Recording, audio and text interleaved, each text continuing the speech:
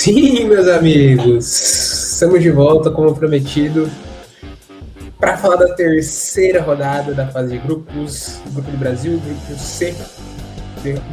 Ia falar derrota, vitória por 3-0 contra a Escócia, 2 gols do Vinícius Júnior, show aí da nossa querida seleção brasileira, tem que ter, né? Prometido, toda vitória vai ter. Então, bora lá, mas antes de tudo, você já conhece o caminho, né? Se inscrever no canal, dar seu like, compartilhar com seus amigos e comentar. Fechou? Então é isso. Mas antes, vamos começar o nosso debate aqui, falando que a gente mais gostou dessa partida de ontem. Dá um salve para meus amigos, Cauê e PP, tudo bem? Fala, Carlosão, fala, PP, nesse clima de friaca imensa. Muito feliz com o Brasil. Brasil, mais uma vitória tranquila aí, fez o dever de casa novamente, né? Contra uma seleção também mais acessível. E, pô, feliz, a gente vai confiante aí pra esse mata-mata. E agora que venha a Holanda ou o Japão, teremos jogos difíceis, mas acho que temos totais condições de avançar. Fala, Caduzão, fala, Cauezão. Não dá pra falar que o tabelinha dá zero pra seleção, né? Se eu não me engano, desde que começou o rockzinho no Brasil, Zil, é só vitória, cara. E convincente, tá? Eu tinha até comentado aqui no episódio passado que ganhar do Haiti era obrigação, 3-0. Também era um resultado que animava, mas ainda tinha que ter uma cautela, mas 3-0 contra a Escócia é um baita resultado. E agora sim deu uma confiança a mais, acho que tanto para os jogadores quanto para a torcida brasileira. É isso, meus amigos.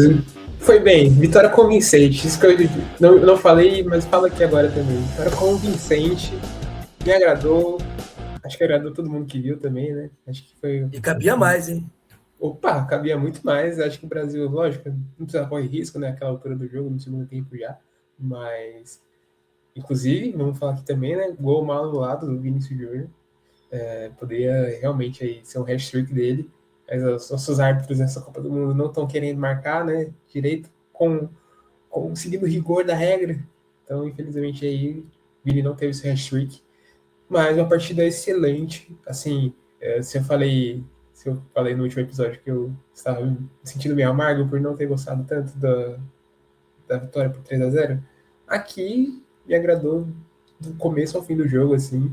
Acho que são só pouquíssimos pontos assim que eu topo de que ainda me incomoda, mas você vê o Vini jogando muito bem, o Ryan jogou uma partidaça, o Matheus Cunha mais uma vez.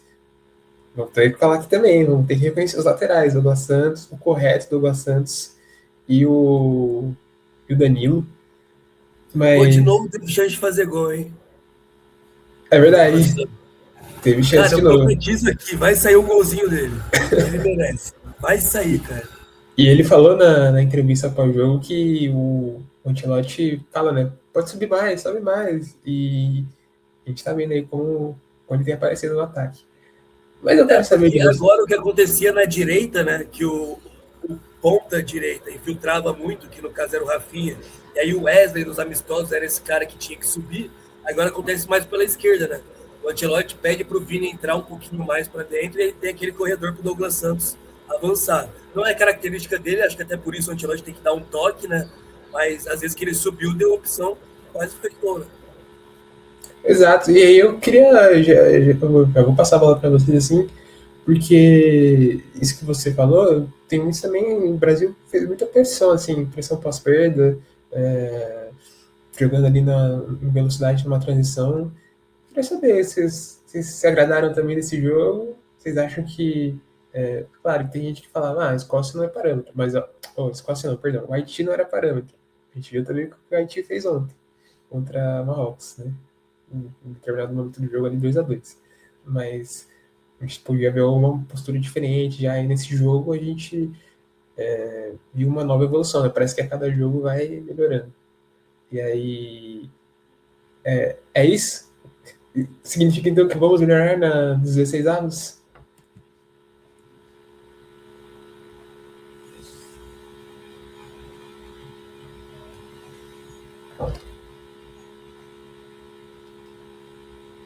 Pode me falar, gente. O Cauezão, vai tu que eu não ouvi direito, velho. Na britadeira aqui do lado. Não, então, eu gostei do jogo de estação, cara. Muito tabelinha demais, velho. Eu gostei do jogo do Brasil. Acho que a gente vem tendo algumas mudanças. Acho que desde o primeiro jogo que definitivamente não foi bom, né? Acho que o Pedro citou uma mudança importante, que foi o fato de o Ancelotti ter alterado o lateral que acompanha essa linha de ataque, né? Nos outros jogos a gente teve primeiramente era o Wesley, né? A ideia, porque o Wesley era o lateral mais ofensivo, depois agora no primeiro jogo, a gente até comentou, né? De como o Ancelotti ainda estava tateando as coisas, como ele ainda estava acertando o time, porque ele usa o Ibañez para ser esse cara, que é um zagueiro, assim, né? Então a gente teve muita dificuldade por ali. E hoje desde o último jogo, né, ele decidiu alternar pro Douglas Santos, esse cara que ataca, né? Então o Douglas vem tendo muita liberdade para ficar nessa linha de 5, para atacar bastante. E vem atacando bem, né? Acho que assim, a gente sempre falou isso, né? Dentre os nossos laterais, acho que todos eles são corretos, né? Nenhum deles é acima da média atacando, né? E tudo mais. Mas acho que dentre eles o Douglas Santos deve ser o que melhor apoia mesmo, né? Nada demais também, mas é o que melhor apoia. Então ele vem utilizando o Douglas Santos mais aberto. E isso vem fazendo com que o Vini vá mais por dentro, né? Como o Pedro falou. E acho que vem fazendo com que ele tenha mais participação dentro do jogo. E eu venho gostando bastante. Para além disso, acho que outras duas mudanças que eu percebi. Primeiro, ele vem trazendo o Paquetá para jogar mais na base da jogada, né? Então o Paquetá vem jogando muito ali quase como um auxiliar da saída de bola ali, muitas vezes do Casemiro, e o Guimarães vem jogando mais à frente, né? O que eu acho uma mudança boa também, porque eu acho que o Paquetá jogando de costas vai muito mal. A gente viu o jogo contra o Marrocos, por exemplo, eu acho que ele foi, se não foi o pior em campo, foi um dos piores, recebendo bola de costas, assim, tendo muita dificuldade, às vezes demora um pouco para soltar a bola, então acho que ele jogando mais de trás é melhor, e o Guimarães perto do gol também vem jogando muito bem. E a última mudança é o Igor Thiago pelo Matheus Cunha, né? Que muda a função do camisa 9, né? O Igor Thiago era um cara mais centroavantão e o Cunha sai muito da área, então isso vem criando umas dinâmicas bem interessantes no time do Brasil. Eu venho gostando, cara. Acho que o Brasil vem jogando bem, e acho que coletivamente não dá pra gente deixar de citar a pressão, né? A gente tinha citado, acho que no jogo contra o Egito, a gente falou, né? Assim, a gente estava questionando assim, qual foi o mérito, quais são os elogios que a gente tinha para fazer à seleção brasileira. Falou, cara, acho que o único elogio, assim, praticamente coletivo, é a pressão. O Brasil fez gol pressionando contra o Panamá, fez gol pressionando contra o Egito, então era uma coisa que estava funcionando muito bem.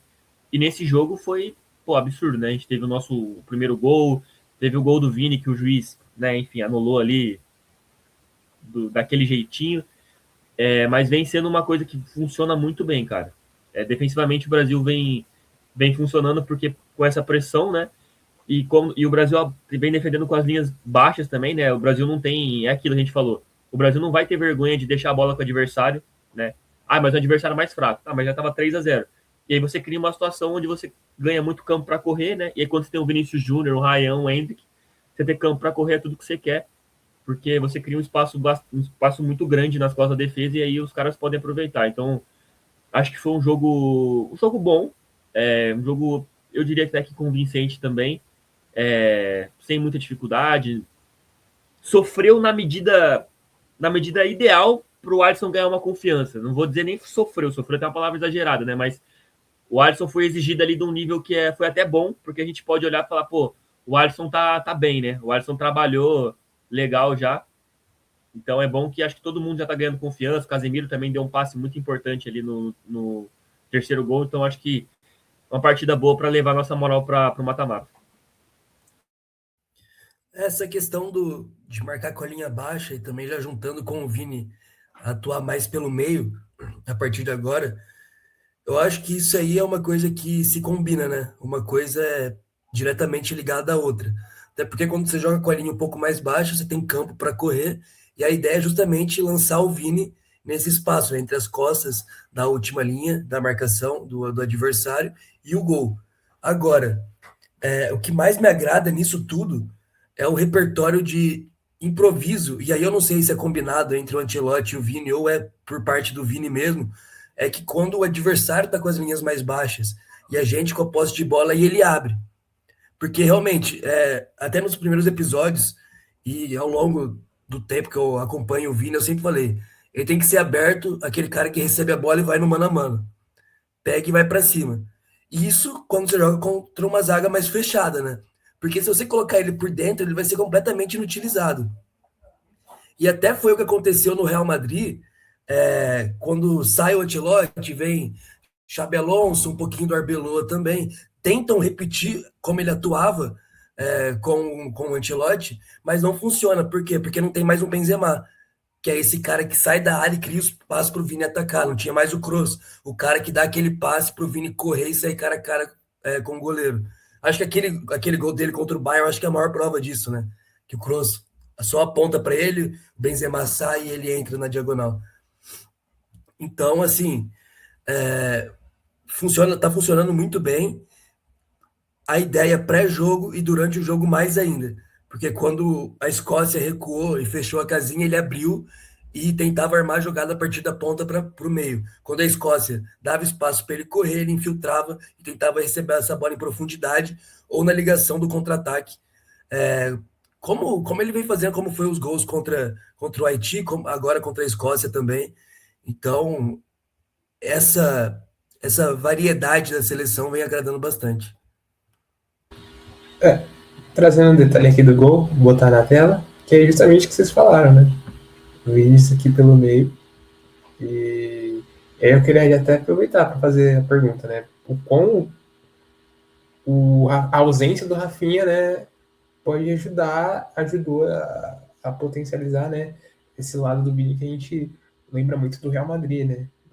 No auge ali com o Ancelotti. Porque você vê aqui o Ryan vai fazer a pressão, né? Não dá pra gente botar o vídeo, mas ele vai fazer a pressão aqui e a bola vai ficar com o Vinícius Júnior para fazer o gol.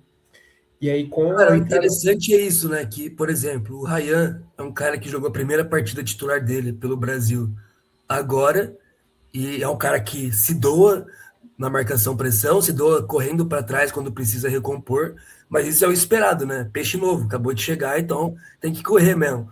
Mas o Vini, que é o cara da seleção, que até então tinha participado de todos os gols do Brasil e até agora só não participou de um, também faz isso, né? Tanto que o gol no lado dele é ele fazendo essa pressão no zagueiro escocês. Essa doação que é legal na seleção brasileira, né? Eu sinto que faltou um pouquinho em outras equipes, assim.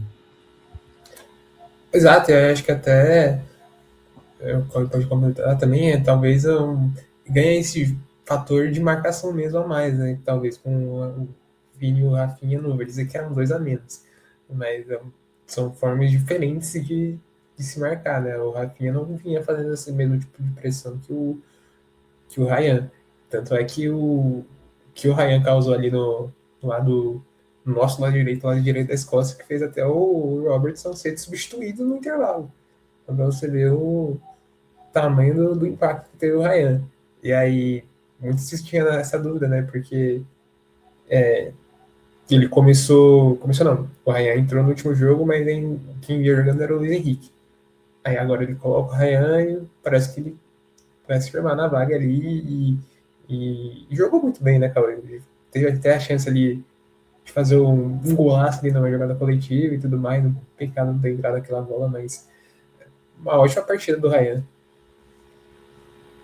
Sim, jogou muito bem, né? Acho que quando a gente fez os nossos palpites aqui de quem seria o titular, a gente apontou o Luiz Henrique como favorito, né?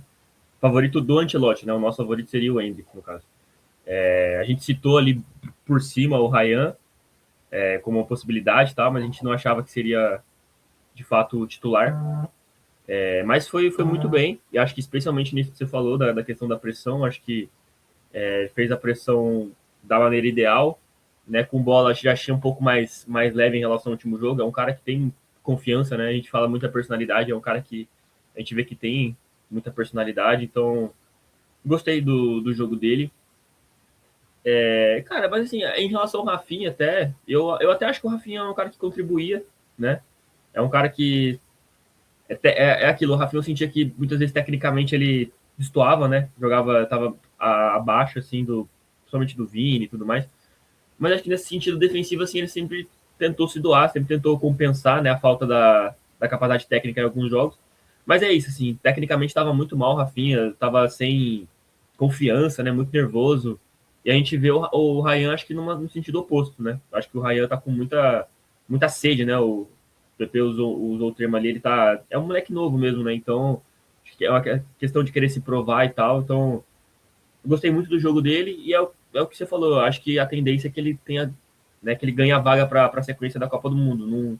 Não vejo o Ancelotti mudando ele agora para um Endrick ou para o Luiz Henrique. Acho que ele vai manter, né, o Ryan até o momento que o Rafinha se recupere, né? Veremos se o Rafinha vai se recuperar, quando vai acontecer isso, mas acredito que quando ele se recuperar ele pode retomar a vaga, mas por enquanto eu vejo o Ryan com a titularidade. Se o Rafinha retomar essa vaga, eu acho que tem uma união das torcidas organizadas dos clubes brasileiros e os caras vão para os Estados Unidos pegar o Ancelotti, velho. Ia ser um caos, assim, nesse país. Mas eu queria também destacar um outro cara que, pra mim, vocês falaram que o segundo melhor jogador da seleção no último episódio, vocês falaram que é o Douglas Santos. Né? Pra mim, é o Bruno Guimarães, assim, o cara tá comendo a bola, mano. O cara fez ontem, assim, deu 2 assistências, na verdade, né? Deixa eu até botar na tela primeiro aqui. O Douglas Santos é aquele cara que. Acho que a gente até citou isso, principalmente por causa do jogo contra o Marrocos, né? Porque junto com o Vini foi um dos poucos que se salvaram, mas a gente até comentou, o Bruno Guimarães também não foi tão mal, né? E além dele ser. O Douglas Santos é um cara nota 7, e o Bruno Guimarães tem partidas de nota 8, 9, né? Ontem foi uma partidaça dele, tanto na marcação quanto armando o jogo. Ele cria 2 situações claras de gol, inclusive a assistência para o Matheus Cunha, o gol do Vini também. Então, assim, tá entregando tudo que a gente esperava mesmo, né? E é outro cara que parece o Vini, né? Que durante o ciclo a galera pega no pé dele, fala que não tá indo muito bem, não joga na seleção que joga no Newcastle, mas na Copa de 22 ele foi muito bem, e agora ele vem muito bem também em 26, né? É um baita jogador, acho que é o melhor meio-campista que a gente tem hoje na seleção brasileira. Sem dúvidas. E eu queria chegar justamente nisso, né? Porque pra mim, aí vocês podem desenvolver também, mas pra mim o ponto de maior atenção ainda do Brasil é o meio-campo, né? O Bruno Guimarães, como você falou, bem disse, jogando muito bem, um cara que não apareceu tanto assim no ciclo, né? Você chegou a ser até criticado assim, por que ele não joga a mesma coisa que joga no Newcastle? A mesma coisa do Vini, né? Mas os dois têm aparecido na Copa do Mundo, enquanto Casemiro, que apesar de ter melhorado, e Paquetá, que para mim foi mal de novo, não conseguiu jogar tão bem assim, e ainda precisam ter essa evolução, né? Precisam acompanhar o ritmo do Bruno, tá comandando esse meio campo. E aí eu queria saber também se é uma preocupação de vocês. Assim, a Escócia, eu acho que considero um nível médio, assim, né? Tem um meio campo bom com o Maguinho, com o McTominay, o próprio Luiz Ferguson, enfim. Mas agora é só cachorro grande, né? A gente pode pegar Japão ou Holanda logo na primeira fase do mata-mata, e aí é um jogo que certamente vai trazer mais riscos pra gente. Então eu queria saber se vocês são comigo nessa também ou não. Cara, eu tô contigo. E, assim, para falar especificamente do Paquetá, é um cara que fez uma grande partida contra o Haiti. Ontem foi bem também na criação, mas para mim ele ainda é muito inconsistente, sabe? Contra o Haiti, a gente até comentou, no 0-0 ele vinha muito mal, depois que sai o gol ele se tranquiliza, começa a jogar melhor, se solta, dá assistência para o Vini Júnior, mas ainda é um cara que tenta enfeitar lances que não precisa, fazer uma gracinha, outra aqui que prejudica, que expõe o time. É cruzamento de 3 dedos, é um passe de letra, de calcanhar. Tem um lance ontem contra a Escócia que ele dá um rolinho, né, de letra, ali no, se não me engano, é no Meguin, na lateral. Isso. E ele tem passe pelo meio, entrega a bola no pé do meio-campista da Escócia e a defesa fica aberta, sabe? É um lance que você expõe. E uma Escócia não puniu, Mas um Japão, uma Holanda, tem muita chance de punir, sabe? Você joga essa bola no pé do Gravenberg, pô, é outra história, né? Então, ainda é um cara que me traz algumas preocupações. Eu acho que não é um jogador muito maduro, assim. Acho que a somada de decisões dele ainda precisa de um refino mesmo. Eu acho que ele não tem muito discernimento em determinados momentos. Então, do meio campo, eu acho que a peça que mais traz preocupações no momento é o Bruno Guimarães. Sobre o Casemiro, ele vem numa crescente nessa Copa. O primeiro jogo contra o Marrocos foi muito, muito ruim. Mas é aquilo, né? A gente teve que correr muito para trás, porque era muita bola perdida no meio campo. Eu acho que agora, com a confiança, a autoestima e uma tranquilidade a mais, a seleção está conseguindo ficar mais com a bola, manter a posse. Quando perde, é mais o setor ofensivo, não tem que correr tanto assim para trás, não cede muitos contra-ataques para o adversário também. Então, quando está composto, quando está acertado em campo, o meio-campo e a zaga, ele vai muito bem, né? Mas é aquilo. Se pegar uma seleção que joga fechadinha e tenta sair em velocidade, aí é um problema. A chance dele receber o amarelo já no primeiro tempo e ficar exposto é muito grande. Cara, eu concordo. Eu acho que tem essas observações todas mesmo em relação aos nossos meio-campistas. Mas acho que o time é esse mesmo, né? Eu acredito que eu gostaria de ter visto o Danilo ser mais testado como esse camisa 5, né? Que é uma função que ele já falou que ele gosta de fazer, que ele faz muito bem e tal. Então acho que é um cara que eu gostaria de ter visto nessa função. Mas o Ancelotti não testou, né? Então acho muito difícil a gente ver isso. Eu lembro que eu tinha até cogitado em algum momento o Guimarães ser esse cara, mas acho que não funcionaria. Não é que não funcionaria, mas o melhor Guimarães que a gente está vendo é esse Guimarães agora perto do gol, né? Inclusive, vocês falaram da corneta, eu era um dos maiores, né? Eu achava que o Guimarães sempre foi bem mal assim na seleção. Mas eu vejo que talvez a questão seja ele jogar mais perto do gol, assim, né? Que ele sempre jogou muito na base da jogada. E acho que o melhor Guimarães é esse Guimarães, né, pela direita que a gente vem vendo e jogando perto do gol, né? Esse último passe, essa finalização, chegando assim de trás, sendo uma opção lá na frente. Então, eu não vejo ele mais como esse camisa 5. Mas é isso, eu não acho que o Casemiro. O Casemiro não me causa tantos calafrios ainda. A gente cornetou bastante ele, né, nos últimos episódios e tal. Mas acho que ele. Eu acho que eu confio no Casemiro, sim, para essa sequência. E aquela bola longa dele ele ainda não acertou. Aquela bola longa, né? Nas costas da defesa, mas acho que em algum momento ela vai entrar e ele vai conseguir uma assistência boa. E nesse jogo ele já deu um passe excelente, né? O terceiro gol do Brasil é um gol, mano, muito lindo, cara. Muito lindo mesmo. Porque o Danilo primeiro consegue um passe vertical ali, muito bem feito. O Paquetá estava numa função diferente, ele estava ali na função do que seria do Cunha, né? Do 9. Aí ele vai apoiar, ele abre o espaço nas costas, ele já devolve de primeiro, o Casemiro acerta um passe excelente, melhor passe dele até agora. E aí quando o Paquetá ele vem para receber essa bola, ele abre um espaço. O Guimarães, assim, nessa jogada, o que o Guimarães faz é um absurdo. Primeiro que ele tem a leitura perfeita da jogada de atacar o espaço, ele já sai antes da bola chegar no pé do Casemiro. Depois ele tira o marcador dele com o jogo de corpo, completamente de jogo, né? Nem esse juizão conseguiria anular esse gol, porque é um jogo de corpo perfeito. E depois ele desacelera, tanto que a gente pode ver nessa imagem assim, o Cunha ainda tá longe dele, né? Ele desacelera, espera o Cunha fazer a movimentação e dá o passe no momento perfeito pro Cunha só tirar do goleiro, né? O goleiro tava até fora do gol já. Então, assim, é um gol perfeito, assim, né? No sentido, principalmente do Guimarães, ele fez tudo certinho. Mérito do Danilo, Paquetá, o Casemiro deu um passe excelente, o Cunha também teve tranquilidade. Então, assim, eu acho que o time tá com uma sintonia cada vez melhor, assim. Lógico que como eu falei, né? A gente tá criando essa sintonia agora, né? Porque até o primeiro jogo, por exemplo, eu acho que até o Ancelotti tava com algumas decisões ali de entendendo o que estava acontecendo, né? A gente falou do Ibanez sendo o cara que atacava mais e tudo mais.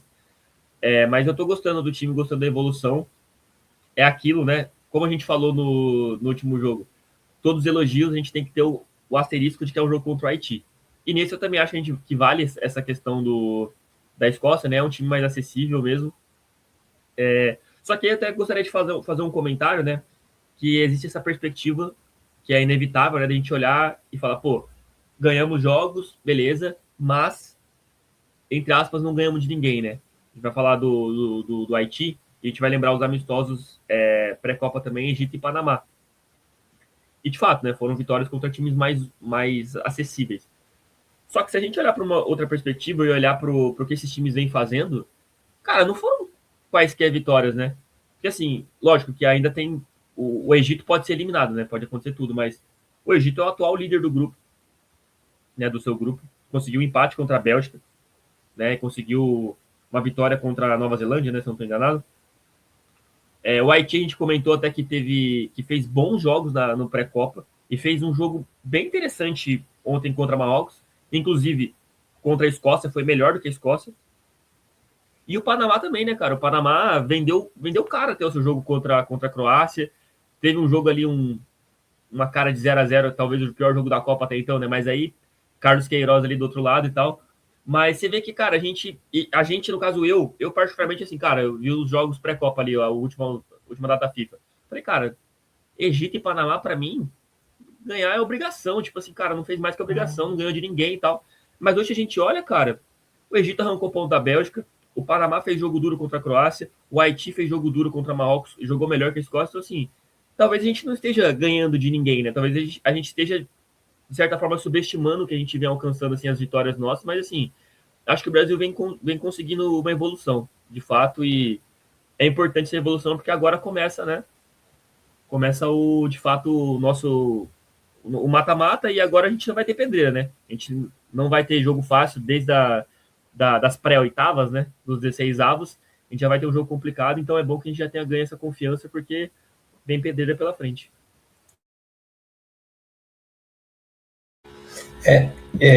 Copa do Mundo começa agora a sua fase mais aguda aí, né? Então são perder ou ir para casa, né? E no caso da Escócia ainda não pode nem chegar, né, no mata-mata, ainda tem que esperar, pode ficar alguns dias treinando e não adiantar de nada, né? Porque acabou até uma surpresa para mim, o quanto a Escócia se expôs nesse jogo, assim, que realmente não precisava.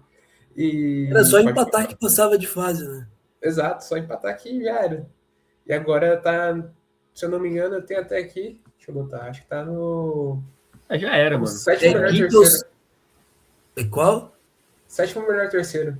Sétimo, vamos passar a Escócia. Não, além de ter mal, além de ser um mau terceiro, né? Ser uma campanha ruim, a Escócia tem aquele azar, né? De ser um dos primeiros a jogar. Que a gente agora tem essa situação, né? De que os times que estão nos últimos grupos têm a vantagem de saber o resultado que eles precisam fazer para ser um dos melhores terceiros. Então, assim, a Escócia deu azar até nisso. Mas é uma seleção que, assim, né? Não que exista merecimento, justiça no futebol, mas sendo justo, a Escócia não merece passar. Porque a Escócia foi muito mal nos 3 jogos, né? Eu falei, foi pior até que o Haiti. O Haiti merecia até mais, se a gente for falar de futebol apresentado, merecia estar mais aí do que a Escócia. Então é um time que é um dos times que não farão falta, assim, porque realmente não teve um bom desempenho. Você vê ali até a nota de corte tá Cabo Verde, né, com 2 pontos, mas certamente não vai ser isso. Mas tem outros times aí, como a Bélgica, a República Democrática do Congo. Deixa eu ver até quem descer aqui, pra ver quem tá mais para baixo. O Equador, Senegal, que ainda vão jogar, né? Mas realmente deu esse azar aí de ser um dos primeiros a jogar. Mesmo caso, talvez, da Coreia do Sul também, né? E o Congo pega o Uzbequistão agora, né? Isso. Cara, tem muita chance de a gente ver Congo na próxima fase, tá? Altíssima Pelo chance que eu mesmo. assisti do Congo, dá pra ganhar do Uzbequistão tranquilamente. Vou até colocar também como estariam, né, os mata-mata por enquanto, ó, Alemanha e Paraguai, França, Suécia, África do Sul e Canadá confirmado já. África do Sul. Holanda e Marrocos, Portugal e Gana, Espanha e Áustria, Estados Unidos e Bósnia, Egito e Coreia do Sul, Brasil e Japão, por enquanto nosso adversário, Costa do Marfim e Noruega, México e Escócia, Inglaterra e Cabo Verde, Argentina e Uruguai, Austrália e Irã, Suíça e Argélia, Colômbia e Croácia. A tendência é que mude muita coisa ainda, né? Mas fazer uma perguntinha agora. Algumas pessoas em casa podem até estar pensando assim, não vai falar mais do Vinícius Júnior? Como assim? Falou tão pouquinho? Não, calma, gente. Eu queria trazer isso aqui ó, pra gente. Colocar na tela. O PP falou no último episódio que o Vinícius era um dos candidatos a craque da Copa.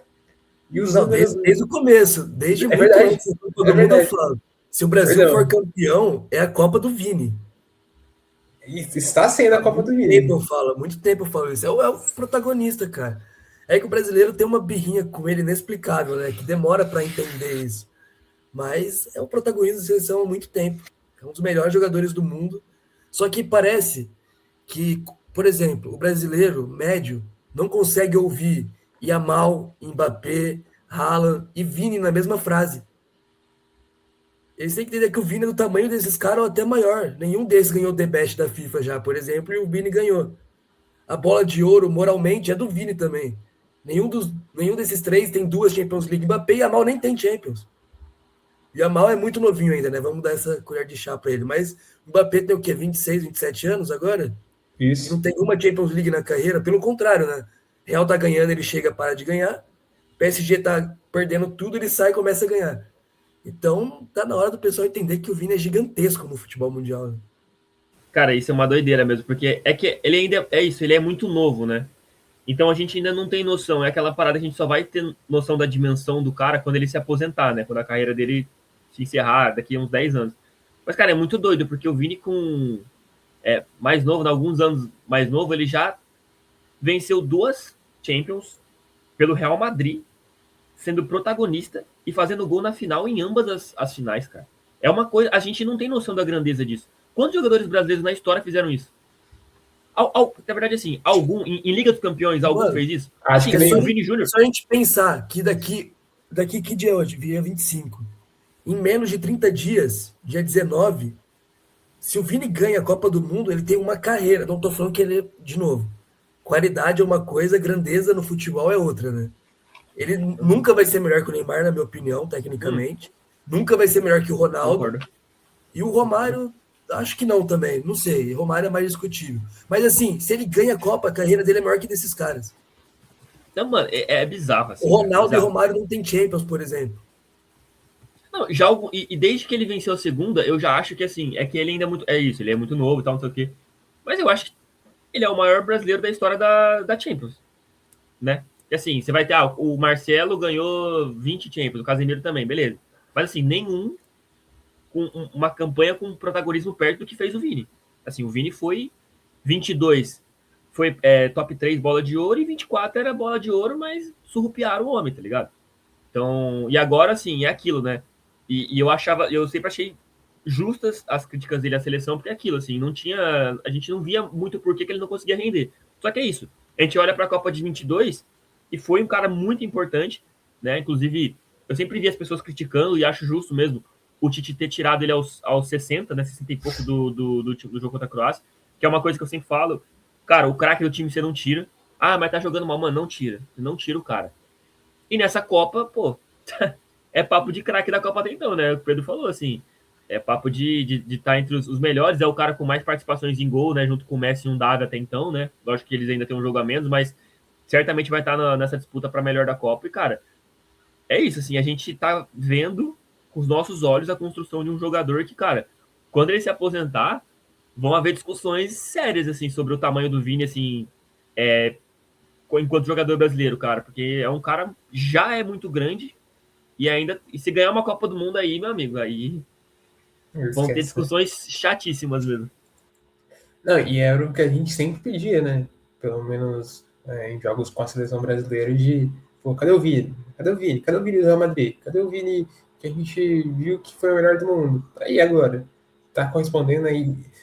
Vocês falaram muito bem, né? Na outra Copa do Mundo também já tinha, apesar de as expectativas e a responsabilidade não estarem sobre ele, né? Mas ele já tinha correspondido também, agora mais uma Copa do Mundo.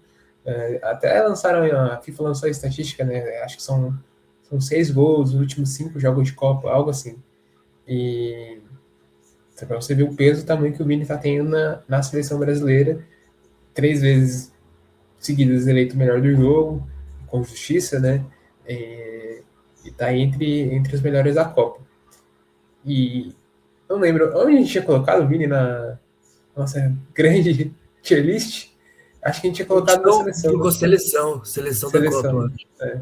A gente tava com um pouquinho de medo ainda. Mas acho que era mais medo das opiniões do que falta de confiança nossa no Vini, né? Exato. E, cara, eu defendo o Vini há muito, muito tempo, velho. E uma coisa que incomoda, que vai incomodar ainda mais muita gente, é que se o Vini der qualquer assistência ou fizer qualquer gol nessa Copa do Mundo, ele já passa a melhor Copa do Neymar em participações em gol, que é de 14. É verdade, né? E lá o Neymar teve 5 jogos para fazer o que o Vini tá fazendo nessa em 3.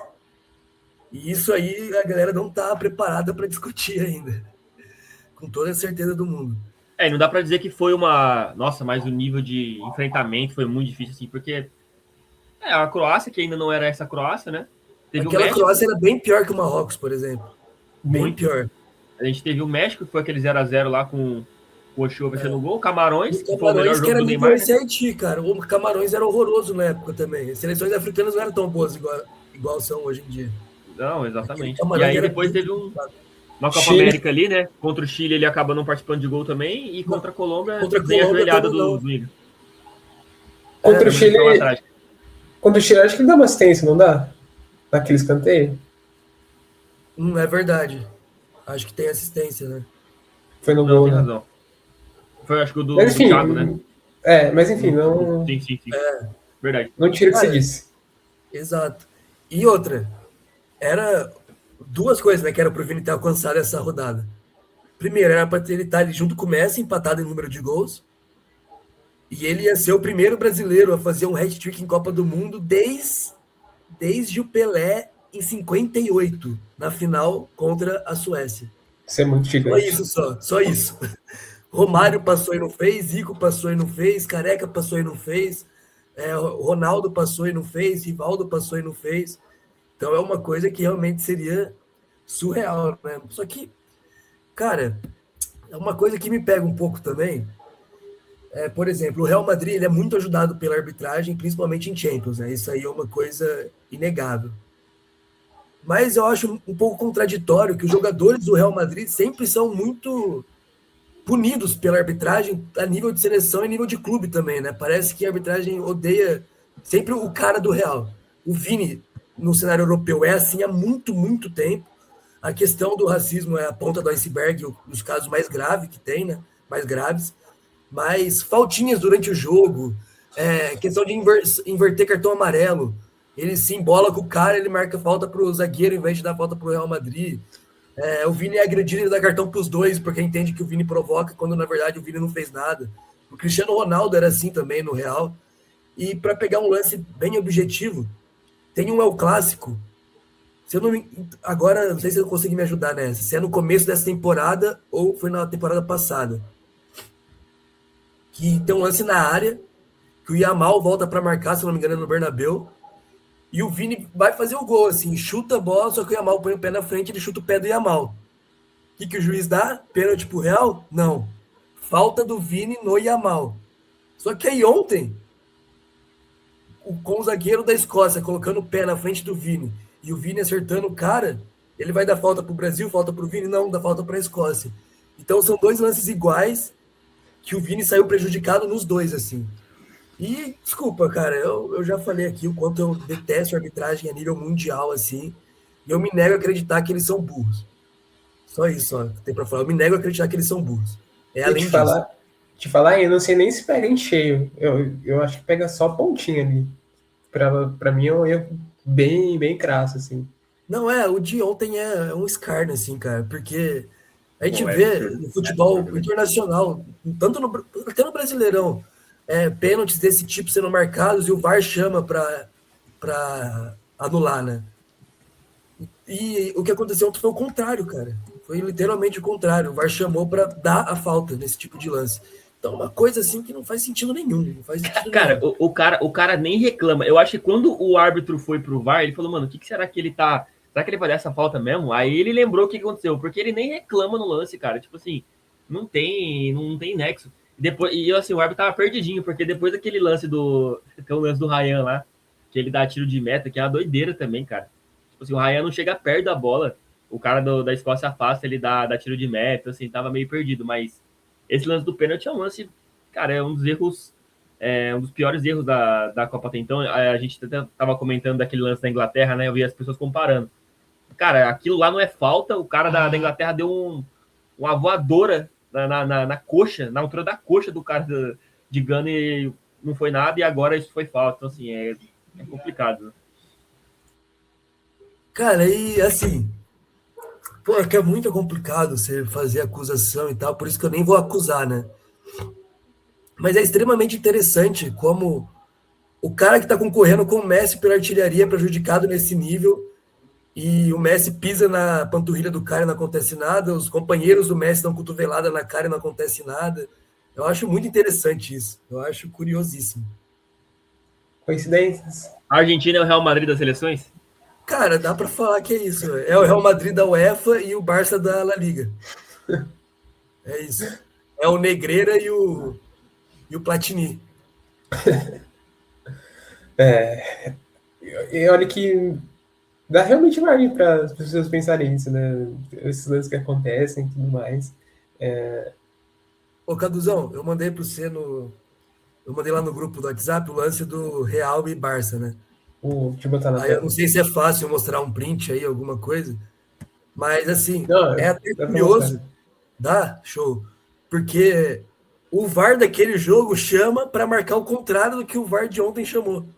Esse lance vai pro VAR, cara, do El Clássico. É muito bizarro. Como a arbitragem a nível mundial não tem nenhum critério, porque é o mesmo jogador, o mesmo tipo de lance, e nas duas ocasiões o VAR chama, só que para marcar coisas completamente distintas.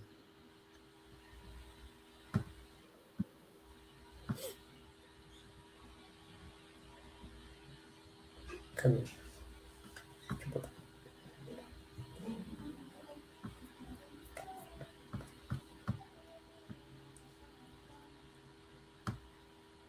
Tentar ir frame a frame, mas acho que dá um pouquinho mais para trás, né? É, um pouquinho mais para trás. Aí, ó. Aqui, ó. É o mesmo lance, é o mesmo lance. E nessa o Vini tá mais com a posse da bola ainda do que o jogador da Escócia tava ontem, né? O Vini vem carregando essa bola, corta pro meio e o Yamal põe o pé na frente, ele chuta o pé do Yamal. E os árbitros marcam coisas completamente opostas, né? Isso aí que me intriga demais. É bizarro, né? É bizarro. Mas enfim. Aí o lance do Vini. Mas tem mais um assunto aqui de seleção brasileira que tem que falar, né, gente? Deixa eu voltar na tela também. Cadê? Porque ele voltou, né? O homem sai de volta, jogou. Não sei se foi 15 minutos, né? Não sei se deu tudo isso. Mas ele está de volta e falou que quer jogar mais minutos. O homem é Neymar Júnior. O que achamos da partida dele? He's back? Igual o nosso Cristiano Ronaldo? Cara, assim, os primeiros toques dele na bola foram bem preocupantes, né? Não sei se vocês sentiram a mesma coisa, assim. As duas Achou falta primeiras de vezes que ritmo? ele pega na bola, assim, ele dá uma embolada, meio que se perde todo na jogada. Eu fiquei bem preocupado. Mas eu acho que tem um pouquinho a ver com. Embora seja um cara muito experiente, no para a quarta Copa do Mundo, talvez tenha a ver com ansiedade também, por estar carregando uma pressão muito grande, né? Entra num jogo ali que todo mundo estava esperando por ele, estádio inteiro gritando o nome dele, são poucos caras que não sentem. E aí, mas depois ele se solta na partida, não faz nada demais, mas também não compromete. Eu acho que ele é uma opção. Mas é uma opção para esse cenário de jogo. Tá faltando 15 minutos, 20 minutos, dá para colocar ele para esperar alguma coisa. Mas assim, o que é esse fisicamente bem que ele fala, né? Se for não sentindo dor e seguro do próprio corpo, aí ok. Mas intenso, rápido, ele não tá. A gente já viu isso. Isso aí ele não tá, não consegue acompanhar as jogadas até o fim. No Santos a gente já percebia, dava o passe e parava porque não conseguia chegar na área. mas tecnicamente ainda é um cara muito, muito, muito acima da média. E quase que rola uma assistência para o Vini ainda, né? Ele descola um passe ali dentro da área, o Vini domina de direita, tenta emendar de canhota. Ele é travado, mas parecia que tinha endereço e força para dar trabalho ali pro Gano. Cara, é isso, assim, é o que a gente já tinha falado desde que ele foi convocado. O contexto do Neymar jogar é esse. Ele vai jogar num cenário provavelmente adverso, né? Faltando ali uns 15 minutos para acabar o jogo, tentar achar um passe. Como esse passe que o Pedro falou que ele achou pro Vini, que foi um passe muito bom, inclusive. Eu achei um bom passe ali do Neymar, né? A gente sabe que ele tem essa capacidade de achar um passe diferente desse último passe. Mas é isso, assim, esperar que ele vá ser titular, assim, e vá jogar muitos minutos é difícil, porque é isso, assim, foi um pouco perceptível essa questão física dele. Vamos ver se ele vai evoluir fisicamente, tá? Mas eu duvido que evolua a ponto de, conseguir jogar perto de 90 minutos, agora, assim, muito difícil. Mas é importante ele ter ele ali, cara. A gente falou, assim, é um cara que todo mundo ali do elenco gosta dele, é um cara que, né, pro ambiente ele faz bem e tudo mais. Então é um cara importante, assim, desde que não exista uma pressão muito irracional para que ele seja titular, para que ele entre, né? Eu acho que tá tudo de boa. Inclusive, eu preciso muito, eu ia fazer isso agora. Eu quero ver a opinião do Fui Clear e do Rica Perrone e da tropa. Porque eu não sei ainda. O Fui Clear eu quero ver agora, porque assim, ele sempre tem opiniões muito cara, interessantes eu acerca acho do Neymar. Tá esperando uma coisa diferente? Parecido assim. Esses 15 minutos do Neymar é um resumo da final da Copa de 58 e 70 do Pelé. Eu acho que ele vai falar algo mais ou menos desse nível. Não lembra do jogo que o Pelé estava machucado, fazendo não sei quanto tempo e voltou, jogou 15 minutos, mas só distribuiu, só cadenciou, me lembrou. Então, esse jogo aí que você lembra, não foi 10% do que o Neymar fez ontem. Ele vai finalizar assim a frase. Os melhores 15 minutos da história da Copa do Mundo. Cara, mas eu não sei você, eu fiquei feliz que ele pôde entrar contra a Escócia. Eu achei legal. Agora, a única coisa que me incomodou, e aí eu não sei se vocês concordam, é que ele entrou na frente do Endrick. E a gente até tinha comentado aqui, acho que foi o Cauê que falou que acharia uma injustiça muito grande se ele toma esse lugar na fila, né? Na fila de espera, se ele passa na frente do Endrick.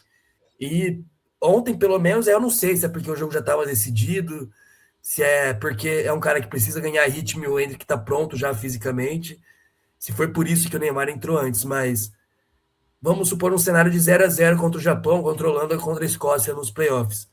Cara, o Endrick tem que entrar antes do Neymar. Hoje o cenário é esse, né? O contexto é esse, o nível de jogador é esse. Não que o Neymar não possa entrar, mas eu acho que o Endrick tem que estar na frente nessa fila aí. Eu acho que foi muito contexto de jogo, né? Assim, um jogo já decidido, ele precisando, né, voltar a jogar, né? Voltar a pisar em um campo, voltar a ter o ritmo, assim, porque realmente, eu acho que você falou muito bem, ele entrou um pouquinho ansioso ali, lógico que ele já queria tomar a iniciativa das jogadas e tudo mais. Então, acho que se demorasse mais assim, eu acho que ia. Qual é a palavra que eu posso usar? Ia sempre ficar mais devagar esse processo, né? Mas realmente, o Endrick tem que estar na frente ainda dele. Não pode furar essa fila, né? Eu acho. Mas o Endrick, para mim, é um jogador hoje mais importante, né? E quem não pode estar na frente dos dois é o Martinelli, né? Não, perfeito. O Martinelli entrou, né? Mais uma vez esquecido nosso glorioso Gabriel Martinelli aí, mas cara, isso, ele é muito esquecível, Só que ontem ele ainda fez contra o Haiti, ele teve um lance bom que fez a gente lembrar um pouquinho dele, que foi o quase gol, né, na ajeitada do Vini, que o goleiro pega, vai no travessão. Só que ontem ele quase entrega, né, no meio campo. Ele volta para receber a bola ali no meio, perde a bola e faz a falta. E olha, para a Escócia.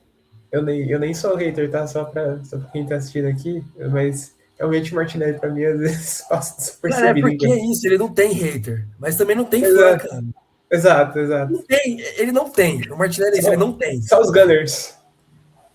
Exato. Cara, é o 26º jogador. Ele é o 26º jogador do Brasil. Tipo assim, cara, às vezes a gente esquece. Eu acho que às vezes o Ancelotti coloca ele pra gente lembrar que ele tá ali presente, né? E ele ainda coloca o cara pra jogar. Ele jogou meio que por dentro, assim, jogou quase como um volante. Eu falei, meu, o que o Ancelotti Aquele tá muda o fazendo? esquema, né? Gente, pelo amor de Deus, Cara, cara. teve Foi o uma que fazer hora do Paquetá. que Falei, meu, teve uma hora que tava o time inteiro do Brasil na esquerda e só o Endrick na direita, assim. O time inteiro. O Endrick é excluído até nisso, tá ligado? Cara, porque o Neymar, às vezes ele esquece, né, que virou um falso 9 ou meia e cai pra direita. O Vini esquece da instrução do Ancelotti jogar por dentro e cai pra direita. E o Martinelli esquece também e cai pra direita. E ficou os três ali. Mais o Douglas Santos descendo, que já era o Alexandre no momento. E ali ficou congestionado, né?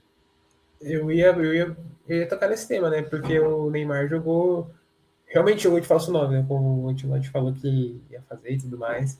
Vocês acham, então, que ele só entra nesse cenário específico, então, né? De jogar no lugar do Cunha, ser uma alternativa a isso, né? Não, vocês não veem ele em outras faixas do campo. É, eu acho que sim. Mas. Então, esse que é o problema, né? Eu prefiro o Endrick ali também, sabe? E eu acho que até por isso que seria melhor o Neymar, o Endrick. É porque a gente sempre trabalha com o cenário que o ideal seria o Endrick ser titular, né? É, E ali, se não tivesse funcionando, aí entraria o Neymar e abriria o Endrick, ou sairia. Entraria o Neymar e o Endrick também sairia e colocaria um ponta, o Ryan, Luiz Henrique. Mas, levando em conta que a escalação de ontem será repetida, né, contra o adversário dos playoffs.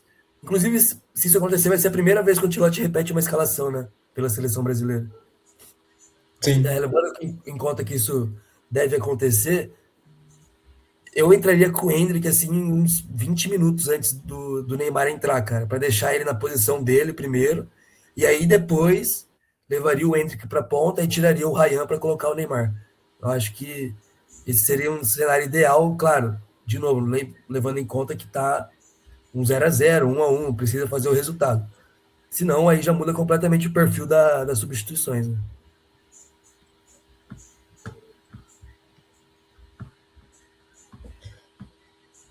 Exato. É um cenário aí que é bem possível, né? Acho que até o final da Copa a gente vai continuar fazendo essa campanha aí pelo Endrick, ganhar mais minutos, mais minutos. E vamos ver o que dá, né? Mas vocês querem passar mais alguma coisa de seleção? Porque eu já queria entrar nos nossos outros temas aqui. A gente não pode deixar passar batida aqui, né? De Messi, Cristiano Ronaldo.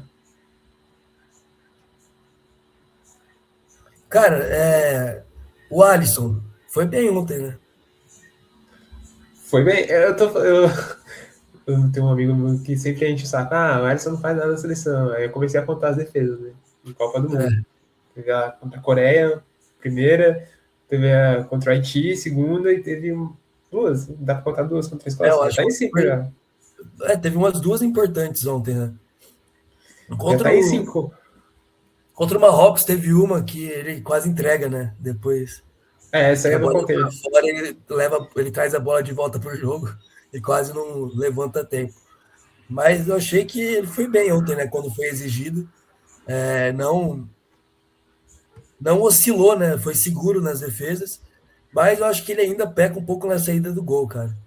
Tem cruzamento na área, assim, cobrança de escanteio, cobrança de falta, que eu espero que ele saia, mas não sai. Que é bola que dá para ele sair, mas não sei se é falta de confiança, se realmente ele não acha que é o ideal, se ele prefere ser exigido embaixo das traves. Mas é isso. A única coisa que tá me incomodando nele nessa Copa é isso, o resto tá entregando. perfeito, mano. Também me incomoda um pouco essa falta de segurança, às vezes, de sair na bola. A bola, assim, quase na pequena área, né? Em escanteio, ele não saindo e tal. Mas é isso. Até que eu tinha comentado que é importante ele ter sido testado para ganhar uma confiança. E, cara, como a gente até tinha comentado, né? Antes da Copa, assim, acho que. Acho não, né? O Alisson vai ser vai ter que ser um cara importante. Até diria um protagonista se o Brasil quer ser campeão, porque assim como, por exemplo, a gente viu o Courtois sendo um cara importante nos títulos do Real Madrid, a gente imagina que ele vai ser, porque é isso, o Brasil é um time que deixa jogar, assim, né? Não no sentido que o Brasil não sabe se defender, mas é uma forma de se defender até para abrir espaço para os caras de frente. Então o Brasil é um time que às vezes abaixa as linhas, né? Se defende ali mais baixo. Então, assim, o Alisson vai ser mais exigido do que em qualquer outra Copa do Mundo que a gente teve, né? O Tite, ele prezava muito pela questão defensiva, se defendia muito com a bola também, né? E a gente sabe que o Ancelotti não faz toda a questão de ter a posse da bola, né? Gosta de ser mais efetivo nos momentos que tem ela do que ficar com a bola o tempo todo, assim, sem muita efetividade. Então, ele vai ser testado, né, nesse mata-mata aí. Eu imagino que muito. Mas é isso, é importante ele ter ganho essa confiança e a gente tem confiança no cara, né, mano? É um grande goleiro.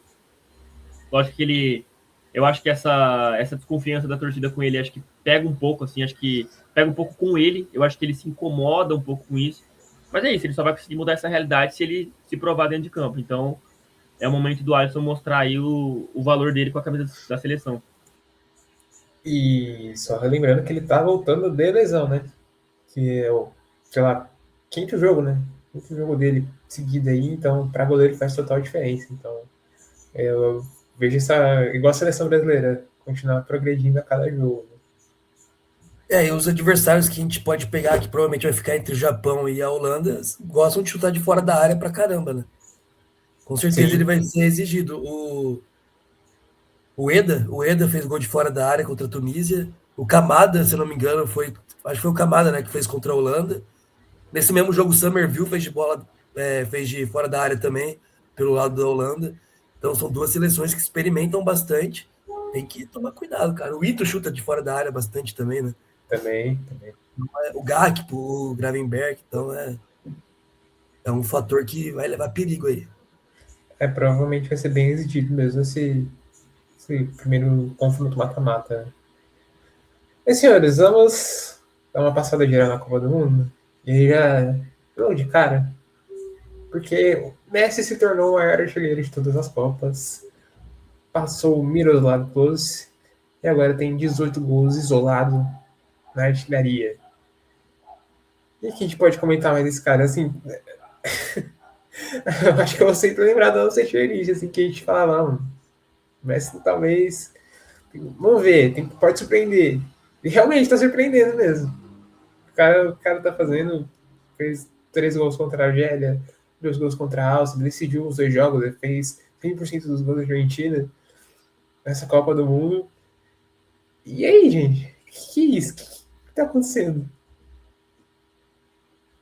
Mano, tenho que falar, velho. Vamos ficar batendo palma durante 5 minutos aqui. Acabou já, velho. Pô, é o melhor da história, né, não, Cauizão? Já dá pra falar isso, né? Qualidade nunca teve um cara igual a esse, não, velho. É um nível surreal O mesmo. cara é foda, não, velho. É embaçado.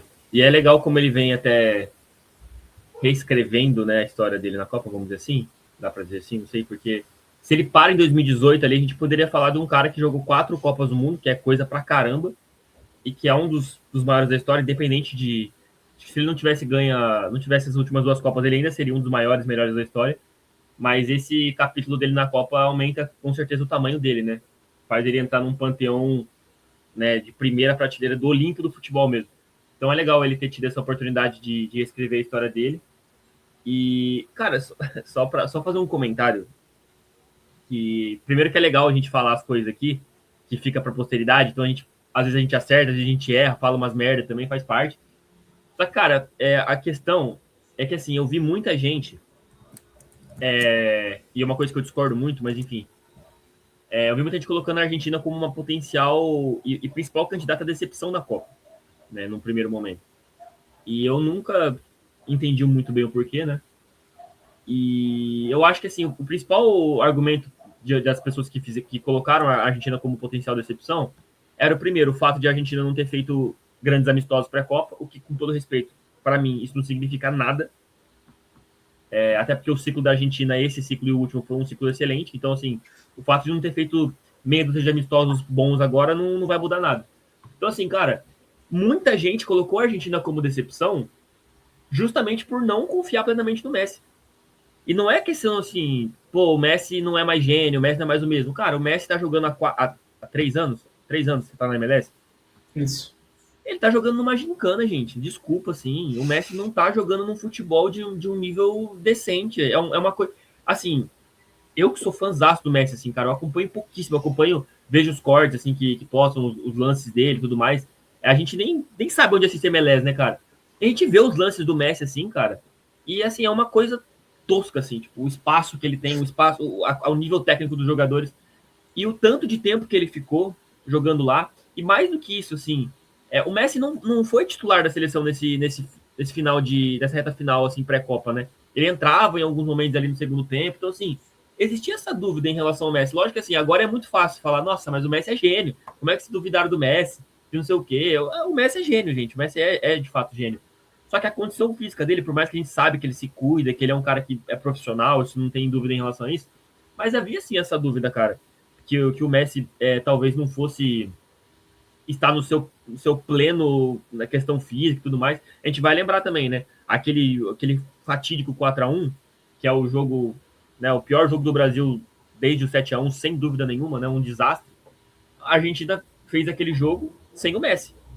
Então, assim, não era, nossa, a Argentina vai jogar sem o Messi, é impossível. Não acho que era coisa de outro mundo. Então, assim, lógico que a gente merece a corneta, né, por ter duvidado do Messi.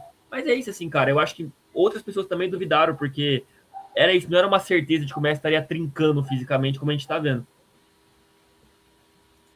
Cara, eu me peguei vendo esses dias a entrevista dele pós Copa América 2016, que ele larga a seleção ali, né? E assim, já era uma coisa que há muito tempo se falava que o Messi só jogava e só tinha os títulos que tem, os prêmios que tem, porque era um jogador do Barcelona, né? E tem até uma entrevista do Mourinho que ele fala a favor do Cristiano Ronaldo, quando ele treinava o Real Madrid, que ele fala, o Cristiano Ronaldo veio do nada, começou na Ilha da Madeira, foi para o Sporting, chegou no Manchester United, não como a principal contratação, se provou que ele era o melhor do mundo e veio para o Real Madrid. O Messi jogava com os mesmos caras desde os 9, 10 anos de idade, o projeto foi feito em cima dele, o Barcelona se molda em prol dele, todo mundo joga para ele, e isso tinha como um demérito para a carreira do Messi, né? Muita gente falava sobre isso. E aí era por isso que ele não jogava na seleção, e tinha alguns episódios de pipocar, né? Em 2014, chega na final, mas ganha o prêmio numa mãozada ali da FIFA também, né? Ele não foi o melhor jogador daquela Copa, nem de longe, assim. O Kroos é melhor que ele naquela Copa. O próprio Di Maria, na minha opinião, jogou mais bola do que ele também. O Rames jogou mais bola do que ele naquela Copa. Mano, eu ia falar isso pra mim, assim, eu não sei se é muito esculacho, mas eu acho que talvez o Rames foi o melhor jogador daquela Copa. Pô. Não, eu acho que jogou mais que o Messi jogou naquela Copa. É porque ele caiu nas quartas, né? Então, tipo, meio esculacho, mas é que... Isso foi um absurdo, fato, assim, mesmo. É que a Alemanha, como não tinha o cara, né? Era muito aquela questão do coletivo, você fala, pô... Aí deram pro Messi, cara, né? Mas eu achava eu já achava o Kroos um absurdo naquela seleção. Era foda, cara. Um nível assim, ele tinha o quê? 22 anos, uma coisa Mano, assim? Pior que ele era novinho. Ele era muito novo. Eu lembro que já me chamava atenção, eu não entendia muito de futebol, né? Tinha que 12 anos de idade, assistia como criança, né? Então era aquelas coisas que encantava. E me encantava que ele não errava passe, cara. Isso aí eu achava um absurdo, assim. Toda bola que chegava nele, ele sabia onde que ela tinha que ir antes de receber, né? E além dessa Copa, chega na final, a final do Messi é ruim também. Ele perde gol, tem aquela última cobrança de falta, tem muita gente esperando um cruzamento, ele isola a bola e tal. Em 2010, ele termina a Copa sem fazer um gol. Já era o melhor do mundo, né? Já era a principal estrela do futebol mundial. E sob o comando do Maradona. 2018, ele perde pênalti na fase de grupos contra a Islândia. Campanha decepcionante também. Então tinha uma aura negativa, né, em cima dele, que não funcionava na seleção, que só jogava bem no Barcelona. Era meio que tentavam tratar ele como um café com leite, assim. Só funcionava onde estava tudo confortável para ele render. Mas aí depois ele se provou que não, né? Se provou que é um cara que consegue jogar em qualquer lugar. A Argentina entendeu isso também, né? O Scaloni moldou um ambiente ali muito propício para que ele conseguisse desempenhar o seu máximo. E, cara, ele à vontade, confiante, é uma coisa de louco. E a gente nunca viu ele tão argentino, né? Muita gente comentou isso, assim, 22, brigando, xingando, que mira bobo. Uma coisa, assim, que a gente nunca viu o Messi fazer durante a carreira, né? Nem no El Clássico, ele apanhava no El Clássico e ficava quieto. Decidia na bola, obviamente. Era hat-trick em cima do Real Madrid, em semifinal de Champions. Era 5 no Real. Mas o Sérgio Ramos e o Pepe cansava de bater nele, ele não fazia nada, nada, nada. Não abria a boca, né? Ficava quietinho. Mas agora não, é outro cara, né? Virou argentino mesmo. Conseguiu ter essa identidade assim. E era engraçado que não era só os gringos que falavam isso, né? Os próprios argentinos tinham essa impressão sobre ele. Tanto que quebrava a estátua dele, pichava imagens dele depois de cada eliminação de Copa do Mundo, de Copa América, xingavam ele e tudo mais. E realmente não tinha essa raiz com o país, né? Saiu muito cedo para a Espanha, falavam que era um espanhol que vestia a camisa da Argentina. A imprensa também batia demais, demais. Eu lembro da ESPN Argentina, e se não me engano, na época era Fox Argentina ainda. Os caras, as mesas redondas lá, era só esculhambando o Messi, cara, depois das eliminações, assim. Então é um cara que mudou muito a história da Argentina e a história dele também, né? Aquela Copa América aqui no Brasil foi um passo fundamental, né, para essa virada, inclusive culpa de uma pessoa aí que eu não quero falar nesse... Não precisamos estar nesse canal aqui, que deu essa virada aí para a Argentina, né? Trouxe essa Copa América aqui para cá, né? E, enfim, os caras ganharam da gente, depois vieram campeões do mundo. E, cara, na boa, postaram o vídeo do lance de novo. Meu, o Renan Lodge. Gente, o Renan Lodge tá no Brasil hoje, é um crime. Esse cara não podia pisar no Brasil, mano. Devia ser inimigo nacional, cara. É um absurdo que ele faz aquele lance, cara. Jesus Cristo. E um comentário mais nada a ver ainda. Ontem eu tava vendo um vídeo comparando o Messi com o Ash, do Pokémon. Porque a história dos caras são iguais, tanto de conquista, assim, que o Messi demora para ganhar, e a Copa do Mundo, e o Ash também. Eles ganham no mesmo período, né? Acontece as coisas no mesmo período, vale a pena conferir depois, quem gosta aí. Mas, já que a gente já falou de Messi... Peraí, antes de passar o Messi, que assim, a gente já babou o cara aqui, né? Já ainda usou ele. Tem que cornetar também. Que a gente é brasileiro, ele é argentino, então tem que dar uma cornetada. Exato. Trouxe alguns números aqui, curiosos, que assim, o Brasil disputou 23 Copas do Mundo. Teve 14 pênaltis a favor. A Alemanha disputou 20, teve 15. Itália disputou 18 mundiais, teve 10. O Messi, nessas últimas 3 Copas, teve 8. Em 3, teve 2 a menos que a Itália em 18. É uma coisa estranha. Número elevado de pênaltis. É bem esquisito, cara. Não, a gente comentou sobre isso. Eu tenho que pegar para rever de novo, porque eu quero ver com mais carinho, mas eu tenho a impressão do que eu me lembro de que, assim, metade dos pênaltis da última Copa são bem questionáveis, assim, cara. Bem questionáveis. Inclusive, aquele pênalti na final no Di Maria lá, até hoje eu acho que não foi nada. Você acha que não foi pênalti? Aquele é pior que eu acho que ele dobra a perna antes, cara. Dificuldade de achar aquilo pênalti, mano. Eu não foi sei muito malandragem, Eu acho que eu também acho, velho. Então, mas é assim, é igual nessa Copa aqui agora, velho. O pênalti no Lautaro é bem menos pênalti do que o da Inglaterra e Gana agora. Bem menos pênalti, sabe? O juiz chama para rever ainda, né? Nem marcado em campo. É muita coisa esquisita envolver a Argentina em Copa. Tomara que não aconteça com a gente, né? Caso a gente enfrente eles, né? Mas, se a gente falou de Messi, a gente tem que falar dele também. He is back. Não é isso que ele falou? Eu chego sempre, mais cedo ou mais tarde. Eu estou lá. Cristiano Ronaldo. O homem que foi criticado, o homem chamado de egoísta. Portugal jogou mal, mas deu a volta por cima aí nessa última rodada. Fez 5-0 no Uzbequistão. E o Cristiano Ronaldo foi parte fundamental, né? 2 gols. Se junta aí primeiro e único a marcar gol em 6 Copas do Mundo diferentes. Então, mais um recorde para ele, se aproximando cada vez mais do gol número 1000. E ele chegou a passar a bola primeiro pro PT, porque ele gosta do homem. Ele está de volta, ou ele sempre esteve lá? Cara, assim, é que a gente tá falando de Copa do Mundo, né?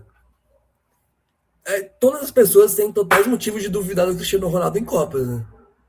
2006 é só um gol, 2010 é só um gol, 2014, se eu não me engano, é só um também, e ele faz 4. Em 18 e 22 é só um também? É isso, né? Isso. E ele não tem gol em mata-mata. E não tem gol em mata-mata de Copa. Então, assim, não sei se ele tá de volta, ele tem que chegar na Copa, né? Eu, como fã, sempre fiquei meio magoado assim, com os desempenhos dele em mundiais. Em 18, eu achei que ali seria o dele, né? Porque era o auge do Cristiano Ronaldo, forma física e maturidade, questão de decisão também. Começa com um 3-0, três gols dele contra a Espanha. Contra o Irã na próxima partida, na partida seguinte, ele já fez gol de cabeça também. Mas ali decepciona dali para frente, eliminado com 2-0, que ele vai muito mal contra o Uruguai, não consegue criar jogadas, não tem nenhuma chance nem de fazer o gol, ele não consegue criar nada. Mas para esse Mundial, assim, é óbvio que ele ia fazer um gol, né, cara? Mesmo não rendendo o que a gente espera dele em Copas do Mundo, ainda é o Cristiano Ronaldo. É um cara que se cuida muito, tem uma maturidade, um entendimento do jogo, um posicionamento muito elevado.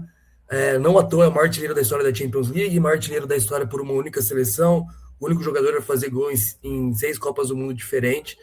É um cara muito, muito acima da média, nível de esforço, também de qualidade técnica. Muita gente fala que ele é duro, robozão, não sei o quê, que ele é só fruto de treino, é mentira.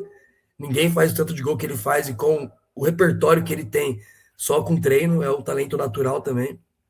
E, assim, é uma pena ele tá tão velho com esse time de Portugal, né?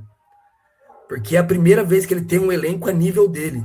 Um meio-campo muito acima, com o João Neves, com o Vitinha, com o Bruno Fernandes, que inclusive é um baita passe, uma baita assistência para ele no segundo gol. 2 laterais que conseguem chegar à linha de fundo, servir ele, que é o Nuno Mendes, e o João Cancelo. E se Portugal entender que se jogar em torno dele, para ele, isso pode fazer a diferença, aí é uma Copa que ele chegou. Aí ele realmente chegou e vai entregar gols, vai entregar partidas decisivas. Agora, se for mais o Portugal de Congo do que o Portugal contra o Uzbequistão, aí não tem muito o que o Cristiano Ronaldo fazia, e aí poderia ser até o Gonçalo Ramos, podia ser qualquer jogador ali, puxar lá atrás, podia ser o Éder, podia ser Postiga, não ia adiantar nada. Poderia ser qualquer bagre ali que ia terminar a Copa do mesmo jeito que o Cristiano Ronaldo terminaria, sem desempenhar, né? Agora, se os jogadores entenderem que ele é decisivo, que Portugal só existe com a grandeza que tem hoje por causa dele, e que ele merece esse protagonismo, aí eu me iludo e tem tudo para ele fazer uma grande Copa do Mundo, né? Eu acho justo a gente ter colocado ele naquele patamar lá de a gente fez a tier list, porque eu acho que não enxergo o Portugal indo longe, tendo um grande desempenho sem a participação dele, sem a contribuição dele ali na frente. Acho que ele vai ser o cara que vai capitalizar essas jogadas de Portugal, né, que são jogadas que são criadas por grandes jogadores, inclusive, né, Bruno Fernandes, que é um cara que eu sempre falo que eu gosto muito do futebol do Bruno. Acho teve o melhor desempenho da Premier League, por exemplo, nessa última temporada. No primeiro jogo não jogou absolutamente nada, foi inimigo nacional de Portugal, mas nesse segundo jogo já voltou a ser o que a gente espera dele. Então é isso, acho que o Cristiano Ronaldo precisa de um Bruno Fernandes também, passa por um Bruno Fernandes num bom momento. Cara, o Pedro falou assim, né, da campanha dele de 18 e tal. Cara, o Cristiano dá muito azar, porque eu tava vendo o time dele de 18, que era o time que eu queria tirar minha dúvida, era um time feinho, cara. E assim, os melhores Portugais que ele teve foram em momentos em que ele já não estava no seu melhor, né, no seu auge, né? Que foram agora, 26 e 22, em 2006 também. Cara, em 22 ele tava bem, né? Assim, ele ainda não tava bom, técnica boa. Só que o mental dele tava estourado, né? Tinha acabado de perder o filho, vinha muito mal no Manchester United, a torcida abandona ele, começa a vaiar ele no estádio. Então, assim, ele tava com o mental completamente abalado. Foi substituído, né? Essa questão do... Não acontece, as tragédias que aconteceram, ele ia chegar completamente diferente. É muito doido, ele vira reserva do time, né? Muito doido. E 2006 também, né? 2006 o time de Portugal era bom, né? Você tinha Deco, tinha Figo, tinha Pauleta, tinha bons nomes, só que ele ainda era um jovem, né? Era titular já, mas era muito jovem. Mas também são caras também que eram uns pipoqueiros do caramba com a camisa. Isso sim. O Figo não tem um gol em Copa do Mundo, gente. É uma coisa surreal, assim. Isso é surreal. Ele foi o craque da seleção em 2 ou 3 Copas. O time era em torno dele, ele não tem um gol. Não, nem esse detalhe, mas era assim, na Ele teoria era tem um time medalha bom. de bronze e não tem um gol, né? Isso aí é Isso. surreal, cara. O cara Pô, chega isso numa é muito semifinal bizarro. de Copa sendo o cara da seleção e não tem um gol. Isso é muito bizarro. Mas aí você vê os outros 3 times do Cristiano, os times do auge, eram muito feios. Eu vi hoje a escalação de Portugal de 2010. É uma coisa, nossa, assim, absurdamente. É um negócio muito feio. O 14 muito feio. 18, tô vendo aqui Cédric Soares, titular na lateral direita. Então, assim, o Cristiano Ronaldo realmente não deu sorte, né, nessa Cara, questão de 2010, os jogadores desperdiçar mais o auge dele. renomados da seleção junto com ele, O Nani, talvez fosse o Nani e o Fábio Coentrão, porque era do Fábio Real Coentrão. Madrid. Sabe? É Pode um ser. nível assim muito ruim, cara. Não, muito ruim, cara. Aí É tinha muito alguns azar. outros, tipo assim, o Pepe na época, né, já era bem famoso. O João Bruno Alves era Moutinho. um zagueiro famosinho também. Mas tirando isso, era muito fraco. Não, Assim. não acompanhava ele de forma nenhuma, né? Não. E 2010 o treinador era o Carlos Queiroz, né? Que é o terroristaço da bola, inclusive a gente tá vendo aí agora. Foi acho que a primeira Copa dele. E então, assim, realmente não deu muita sorte. E acho que a última coisa que eu gostaria de dizer só em relação ao Cristiano é na questão da entrevista que viralizou, né? Que ele acabou. Perguntam para ele sobre o Messi, ele acaba, tipo, tendo uma reação meio adversa ali, a galera pegou ele para Cristo, só que assim, cara, tem que ser muito justo com o cara, né? Publicaram depois ali a entrevista, o momento completo ali, e tinham perguntado para ele sobre o Messi 2 vezes antes. Ele responde 2 vezes já, inclusive, primeiro eu não lembro qual era a pergunta, ele responde ali numa boa. Aí depois perguntam para ele assim, cara, mas como é que você acha aí de um confronto contra o Messi no mata-mata e tal? Tipo assim, você acabou de jogar o segundo jogo, ele e o Messi, o segundo jogo, o cara perguntando de confronto com o Messi no mata-mata. Aí o Cristiano fala, pô, cara, eu acho uma pergunta meio sem sentido, mas tudo bem, vou te responder. Aí ele responde. Aí vem o terceiro cara perguntando do Messi. Aí ele teve aquela reação.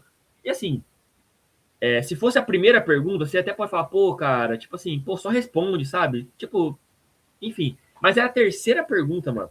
Tipo assim, pô, vamos falar do jogo, vamos falar de Portugal, vamos falar dos companheiros, assim, né? Vai ficar falando de Messi, Mbappé, Haaland, tipo assim, pô, sabe, eu achei assim, eu achei que foi justa a reação dele e achei muito, assim, injusto por parte de muitas pessoas que compartilharam esse vídeo e não deram esse contexto, porque deu a entender que foi a primeira pergunta que ele já reagiu assim e não foi esse o contexto, né? Então o cara acaba sendo como um vilão que, pô, cara, ninguém merece ficar respondendo pergunta de outro jogador, ainda mais quando você é o Cristiano Ronaldo, né? Então, assim, pô, é foda, mano. Quando ele sai da entrevista, ele até fala, né? O Mbappé também fez gol. O Mbappé fez 2 também e ninguém perguntou nada sobre isso, né? Então, é justo esse incômodo dele. Eu também concordo com você. Não deve ser chato. E ele respondeu numa boa também. Teve um jornalista brasileiro que fez uma pergunta depois também, mas fez uma pergunta mais assim, não tão, vou dizer a palavra evasiva assim, mas não tão de modo escrachado que fizeram para ele e até uma pergunta boa até. Cara, uma coisa muito legal aconteceu nessa Copa, que é meio fora da Copa, né? Mais sobre redes sociais e arquibancada, é como o país inteiro de Portugal abraçou o Cristiano Ronaldo depois do primeiro jogo, né? Assim, quase que os caras pedem para todo mundo virar funcionário do Cristiano na seleção, né? E eu vi milhares e milhares de vídeos de influenciadores, de comentaristas, jornalistas portugueses, que é muito legal que eles entendem e têm uma gratidão enorme pelo cara. Eles sabem que Portugal era só um país antes do Cristiano Ronaldo. Era um país normal. De vez em quando ia para a Copa, de vez em quando não. Quando ia, chegava ali umas quartas, umas oitavas, não ia muito longe. Euro também. Era um país que de vez em quando ia para Euro, de vez em quando ficava fora de Euro, cara. Ficar fora de Euro. E isso é uma coisa impensável, né? Desde que o Cristiano Ronaldo estreou como profissional, Portugal nunca ficou de fora de nenhuma competição internacional. Nenhuma. Isso era uma coisa que acontecia com frequência, era mais normal. Portugal ficar fora do que Portugal estar presentes nos grandes momentos, nos grandes cenários. Cristiano Ronaldo levou o país para todas. E não o suficiente, ganha a Euro com um time horroroso, era muito ruim. Você comparar aquele Portugal com a Inglaterra da época, com até mesmo a Espanha da época, já era uma Espanha um pouco em decadência, mas elenco por elenco, a Espanha era melhor. A França era... França, Alemanha, Bélgica. Alemanha campeã do mundo. Várias seleções melhores. A Croácia era um time melhor que o time de Portugal também. Tanto que a Croácia que 2 anos depois é finalista finalista de Copa do Mundo, né? E, cara, Portugal ganha da Croácia na prorrogação também, né? Exato, ganha da Croácia na prorrogação. E ganha mais 2 Nations ainda, cara. Quem iria imaginar, 20 anos atrás, antes do Cristiano Ronaldo, que Portugal seria o maior vencedor de uma competição europeia, que é a Nations? Ninguém tem mais que os caras. Ele foi decisivo nas duas, foi decisivo na Euro também. E aí, além de ser decisivo em campo, é um cara que chama a responsabilidade e eleva a moral dos companheiros num nível surreal, cara. Eu sou um cara que... Eu tenho a filosofia que o campo não mente, né? O que o campo te mostra é o que o jogo tem que ser analisado, mas ainda existe o além, né? Os bastidores. E eu me nego a acreditar que o Éder faria aquele gol se não fosse numa seleção com o Cristiano Ronaldo. Que Portugal passaria nos pênaltis, o tanto de vezes que passou se não fosse uma seleção com o Cristiano Ronaldo. Esses caras gigantescos assim, eles dão uma moral pro time, só da presença deles ali, e aí é muito porque eu me baseei de levar o Neymar para essa Copa também. Só de ter esses caras ali, já muda o ambiente. E a seleção da Argentina também, cara. O Álvares só fez tantos gols que fez em 22 porque o Messi estava ali. O Montiel só acertou aquele pênalti porque o Messi estava ali. E se fosse aquele Messi tímido, em frangalhos, de 2015, 2016, o Montiel ia isolar aquela bola e a França ia ganhar nos próximos pênaltis, cara. Só que não, era um Messi confiante, um Messi do tamanho de Messi, e a Argentina foi campeã. Portugal, a mesma coisa, assim. A presença desse cara é uma coisa surreal.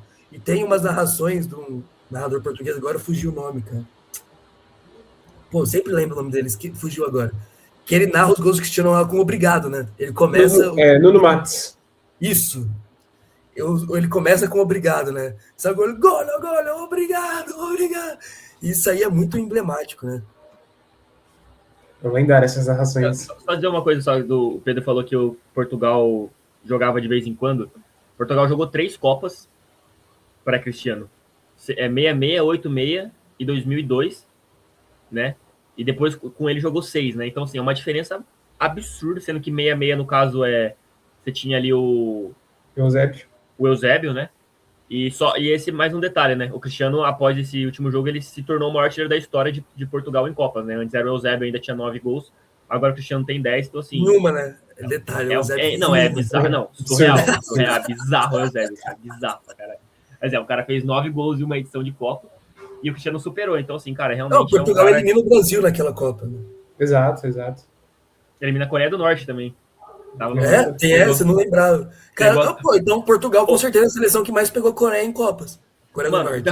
Porque em 2010 também. Mano, o jogo é tipo assim, a Coreia do Norte abre 3-0, tá? Mata-mata, quarta de final. Abre 3-0 em Portugal. O Eusébio faz 4 gols e vira o jogo. E aí depois um cara faz um último gol lá, faz 5-3. Mas o Eusébio vira o jogo com 4 gols. Tipo assim, Caramba, mano, eu não sabia dessa não, velho. Mano, a Coreia do Norte eliminou a Itália. Assim... Eliminou a Itália na fase de grupos e quase eliminou a Coreia do Norte era um país novíssimo, cara. E a Coreia do Norte era um país novíssimo, porque tem as guerras das Coreias lá da década de 40, tinha acabado de existir Coreia do Norte. Meia. Muito doido, velho. E o Cristiano, enfim, superou agora o maior artilheiro, assim. Então é isso, o tamanho dele para Portugal, o que ele representa, é um negócio surreal, assim. A gente acha normal agora Portugal jogar a Copa, mas não é a realidade, não.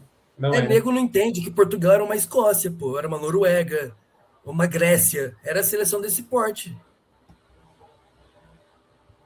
É bizarro mesmo, a mudança de patamar de estar em todas as Copas do Mundo desde que ele começou a atuar e agora tem jogadores, né, também para continuar seguindo, e eu acho que muito por causa dele também, né, de os jovens portugueses aí que provavelmente se inspiraram nele. Então, essa é uma boa discussão também, né? Porque, assim, ao contrário das outras seleções europeias, que tem muitos filhos de imigrantes e imigrantes, como a França, como a própria Alemanha também, tem muitos craques da Alemanha hoje são filhos de imigrante. Não, Musiala é filho de imigrante. A França, acho que é o principal exemplo disso, né? Portugal não é muito, né? Portugal, a maioria são portugueses mesmo. Acho que o Nuno Mendes é parente de imigrante. Quem mais? O Semedo, só que o Semedo é banco, né? Não são muitos exemplos, assim. O Rafael Leão. Se não me engano, são congoleses, né? Os pais do Rafael Leão. Mas, tirando isso, a maioria são portugueses. Eu duvido, cara, se o Cristiano Ronaldo não existisse, teria essa geração tão boa assim. Eu acho que tem influência, com certeza. Eu tava tentando comprar o Matheus Nunes também, né? Que é Verdade, Matheus Nunes é naturalizado, né? naturalizado. Mas. Portugal sempre teve essa, né? De roubar nossos brazucas. Né? Pepe, Edson. Mano, Edson, graças a Deus que levou, né? O Deco, o Pepe, né? O Deco também. Mano, o Deco pra mim é surreal, assim. Deco e Pepe é dolorido, velho. Era papo de ser 10 em Copa do Mundo do Brasil, assim, cara. Era um maluco craquíssimo, assim, de bola. E naturalizou Portugal. O Matheus Nunes não seria titular nessa seleção hoje, não? Seria titular, né? Lateral direito. Seria titular, velho. Foda, velho. O Pepe era cara pra 3 Copa do Mundo também. Nossa, fácil, mano. Fácil. Os caras deram sorte em alguns ali. Pepe contra a Alemanha. Será que ele ia... Pô, ia ser diferente, tá? Seria diferente. Pô, mas nessa mesma Copa ele não é expulso? Contra a Alemanha no primeiro jogo, Portugal tomou 4x0.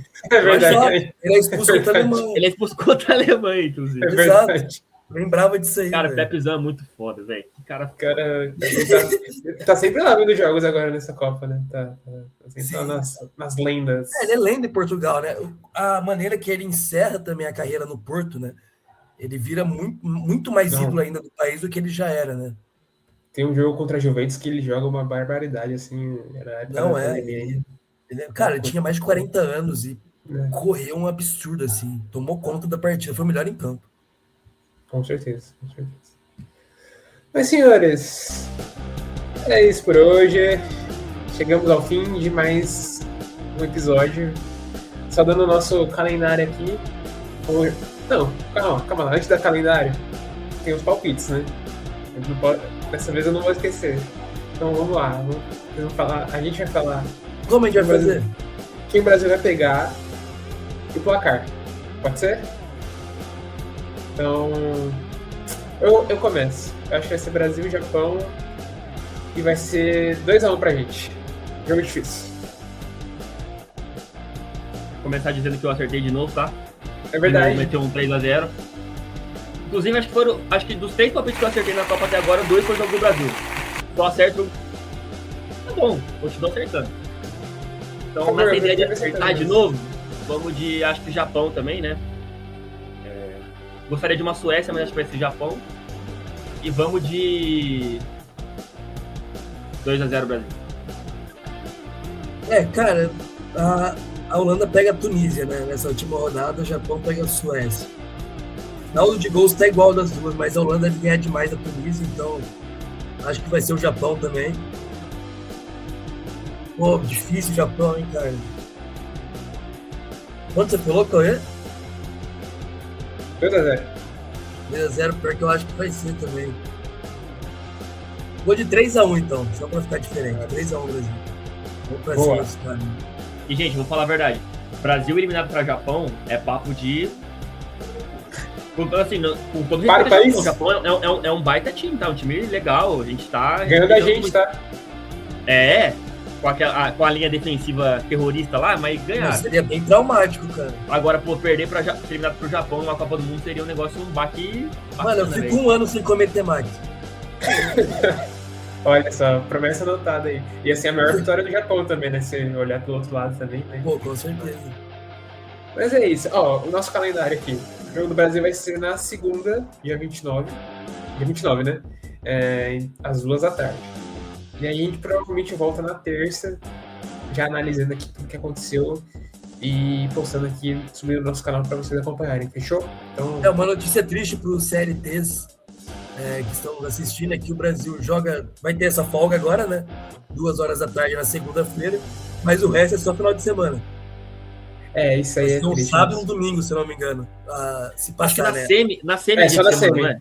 Semi é quarta-feira, não é? Semi acho que é uma quarta-feira, uma coisa assim. Isso, quarta-feira às 4. Mas tem que chegar lá, né? Vamos ver. Tem que chegar. Vamos com calma. Mas ó, então, já se inscreve no canal de novo, ativa o sininho, pra quando a gente postar você receber, compartilha, dá like. E nos vemos na próxima, beleza? Falou Cauê, falou Pepe, falou nossa audiência, tamo juntos.